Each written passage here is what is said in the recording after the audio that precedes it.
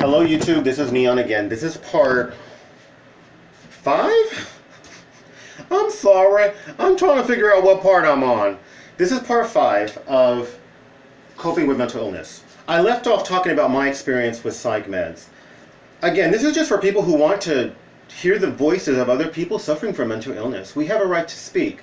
It doesn't mean that we're trying to be professional and recommend anything. We're just talking about our experience to give other people with mental health issues more like basis upon which to make their decisions and to really take control of their mental health.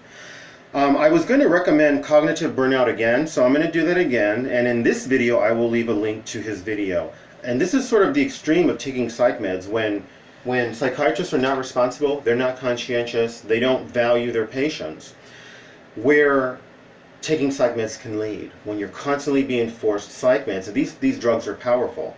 Cognitive Burnout talks about this in his video, PTSD, People in Crisis, Anywhere, Anytime, Anyone. I recommend reading that because he survived some pretty horrible stuff as a result of all of these psych meds that were being prescribed to him. I will leave a link to this video. I just shared my experience in part 4. My experience is not to the darkest end. I still live with teeth grinding as a result of the meds that were prescribed to me. I learned to just basically not touch my teeth together. And I naturally, because this happened like 11, 12 years ago, I naturally keep my tongue sort of in a position to where it keeps my teeth just apart. If I touch my teeth, I was doing this the other day because I'm just in the habit of not touching my teeth together. And I talk about this a little more detail in part 4. We're in part 5, I believe, now. But it's very minor. Most of it's gone away. I prayed to God last night to make it go away completely. But it's only discernible if I touch the bottom of my teeth with my finger while my teeth are touching. I can then feel this minor movement and this grinding of my teeth. So I'm glad that about 90% of it has gone away. So I am going to talk about the fact that, to me, the next issue of equal rights to me for women and men and girls and boys who are suffering from mental illness is that they shouldn't be forced to take medication so that the government will help treat them. That's my view. Obviously there's extremes. If a person literally can't control themselves and are harming themselves, maybe they should be told, hey, you have to take this as part of your treatment. But I don't think it should be a flat out, if you're admitted into a mental hospital, you have to take medication. I think that's going to be the next area of equal rights for people who struggle with mental health. That's my view. I am for taking medication. As I said, I'm not telling people not to take medication, but for those who are taking medication and they work, I'm happy for you, and you should continue to follow your doctor's directions. If you need to admit yourself into a mental hospital but you don't want to take medication, you know, you can kind of do like Brooke Shields, take control of your life. And I would the only suggestion that I can say, and this is what I would do to myself if I felt that I needed to take psych meds again, I would negotiate and collaborate with my doctor. I would not allow them to say, here's what you're going to take, boom. Well, what are the side effects? My experience has been, they'll tell you, oh, there's just 1 or 2 or 3 side effects. Then you go to the pharmacy, excuse me, I'm finna drink me some water, 'cause I'm thirsty.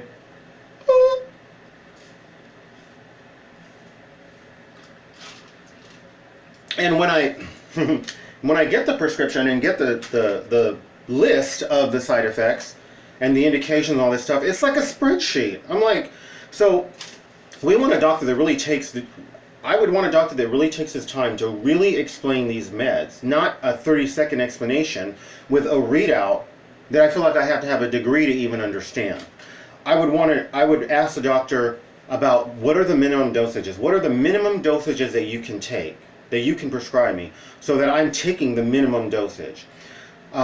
Can you put me on a plan, on a 1 month, 2 month, 6 month plan, so that I'm taking these meds temporarily?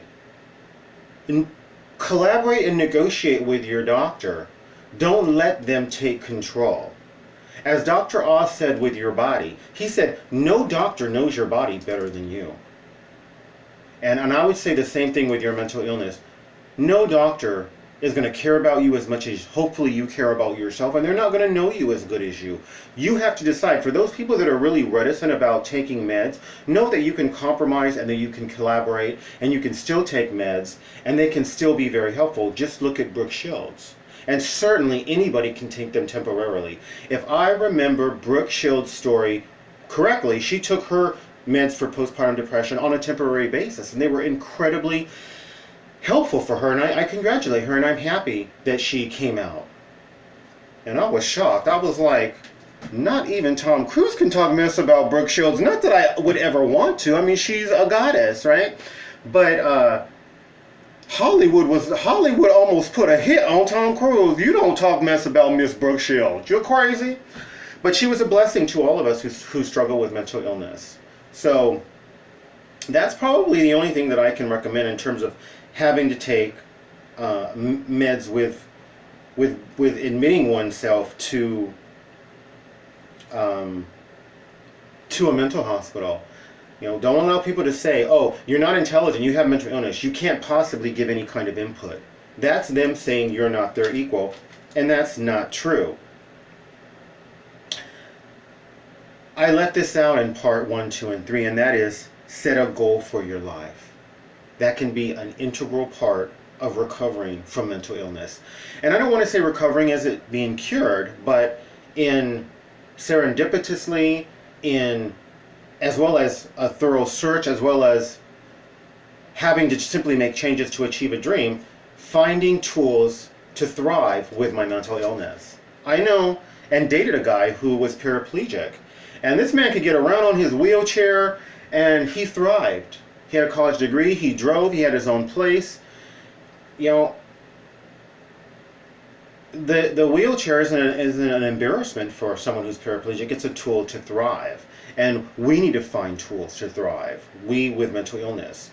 And I found that one of the most important tools has been to set a goal for my life. Please know that we live in a world system. And this world system has beliefs. Beliefs that are so accepted in the mainstream that very few people question them. And one of those beliefs is that go to school, get a degree or degrees, get a good job, work 40 years, and retire. That's a legitimate dream according to the world system. And there's many people who have dreams and they've done all of that. I'm not talking about that, if that is you. Maybe that is you. Maybe that's a dream that would be enough for you to force you. Okay, because my dream has forced me to get skills to cope with my mental illness, because I cannot be antisocial and dysfunctional in my relations with other people, and I still am, but I'm growing because of these tools. But if I want to achieve my dreams, I have to learn to be functional as well as pro-social with people whom I interact with. So that dream should be a big dream. And for those who already have their degree and their job and the world, they did what the world tells all of us to do. I know that most people are broke. It doesn't matter how many degrees and what they drive a foreign car. I know that most people are broke. By broke, I mean that statistically, the vast majority of the middle class, if they were to lose their job today, they would be homeless in 3 months. So part of their dream may be financial solvency, so that not everything that they own is actually owned by creditors. It's really owned by the credit card companies and the banks and everything to get financially solvent. You know, what I'm doing is marking off stuff so I don't leave stuff out. I'm not going to go into a lot of detail about how to write down what your dream is, but I will do that in another video specifically on how to create a dream. But it should be written down. It should be bigger than what you have now. If you can afford to go to the movies every weekend, that's not a dream. It has to be beyond what you have now. If you don't speak Cantonese, that would be a dream, right? So it should be big. It should include you helping other people. You can contribute. Even if you have mental illness, you can contribute. It should include you wanting to help people in third world countries, helping your faith. You know, for those who are atheist or agnostic, your faith can be in the power of the group. The whole is greater than the sum of its parts. I've heard people who are atheists, women and men who are atheists or agnostic, in 12-step groups, and they talk about the God of their understanding, if you will, is actually the power of the group. So nobody really needs to be left out of this. This is not you have to believe in God. But I'm just speaking from my perspective of wanting to be charitable and in honoring the God of my understanding. But set a goal for your life. And a lot of times, because dreams, if we have a dream for our life, we have to pay a price to achieve that dream. A lot of times the dream, and the bigger the dream, the bigger the price.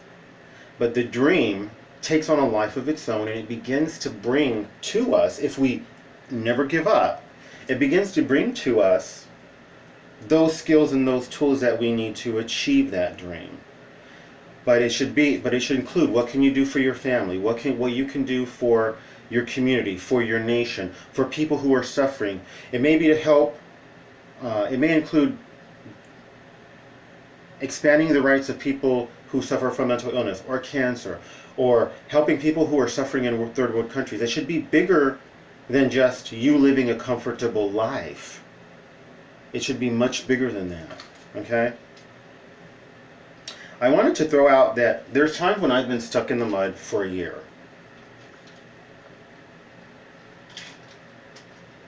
After some horrible things befell some loved ones, I went into a major depression and I wasn't very functional for a year. I put on weight, my hair fell out. Yes, I did mantras. Yes, I studied Spanish sometimes. Yes, I knitted and crocheted sometimes. No, I didn't just watch YouTube all day or just play video. No, of course I didn't do that for a year. But I was relatively not productive. I didn't leave my room that often. You know, some people will say, who do not respect mental illness, people with mental illness, and don't believe mental illness is real, they'll literally say, well, oh, you're really, really depressed? Well, don't be depressed. You know, it's like telling somebody with cancer, well, don't have cancer. It's ludicrous, but we'll be treated like that. So at times when I've been stuck in the mud, and particularly since the last about 12 years, 11 years, something like that, when I've really begun to gather tools and to do things on a daily basis to improve myself. Even during that time, I was stuck in the mud for a year once. And I allow myself to be stuck in the mud for as long as I need to until I recuperate. I always having faith, even if it's just a flicker of light in a very dark place, that I will come out of this when the time is right. And I don't let other people's timetable define me. I don't let other people try to tell me, you're suffering too much, or you shouldn't be suffering at all, or you're making too big of a deal of this. It's not right. It's not right. And they're saying, well, I'm showing you compassion. They're not. They're telling me how much to feel. They're telling me how to feel. Like I said, it's not right. So that's going to be that there. I am thinking that I'm going to do a part 6. So if you like this video, like, subscribe, share, comment, commercial, recommend my video. Do one or more of those things. Do one or more of those things. Best wishes. Thank you.